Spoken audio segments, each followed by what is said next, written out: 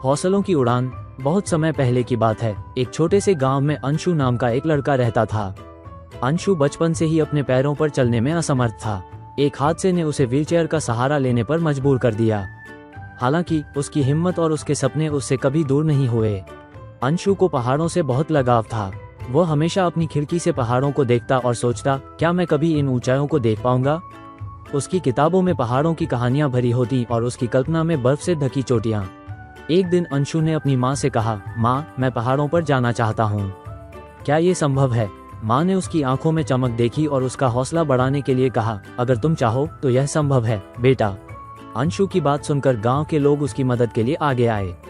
उनके स्कूल के विज्ञान शिक्षक, जो तकनीक में माहिर थे, ने अंशु के लिए एक खास तरह की व्हीलचेयर बनाई। यह व्हीलचेयर पहाड़ी रास्तों पर भी चल सकती थी और उसमें सुरक्षा के लिए विशेष बेल्ट और मोटे टायर लगाए गए थे। कुछ हफ्तों की मेहनत के बाद व्हीलचेयर तैयार हो गई। गांव के लोग, अंशु और उसका परिवार सभी खुश थे। यात्रा की तैयारी शुरू हो गई। जब यात्रा का दिन आया, अंशु बहुत उत्साहित था। गांव के कुछ लोग भी उसके साथ थे ताकि उसकी मदद कर सकें। रास्ते में पहाड़ों की ठंडी हवा और पक्षियों की चहचहाहट ने अंशु का दिल खुश कर दिया। वह अपने दोस्तों से कहता, देखो, मैंने ये सपना देखा था और आज वह सच हो रहा है।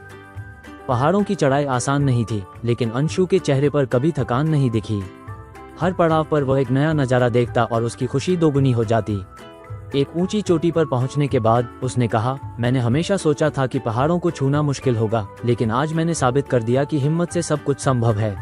उसके दोस्तों ने कहा, अंशु, तुमने हमें सिखाया है कि मुश्किलें कितनी भी बड़ी क्यों न हो, अगर मन में विश्वास हो तो उन्हें हराया जा सकता है।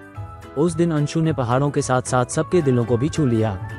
उसकी कहानी पूरे गांव में फैल गई और वह सबके लिए प्रेरणा बन गया। शिक्षा।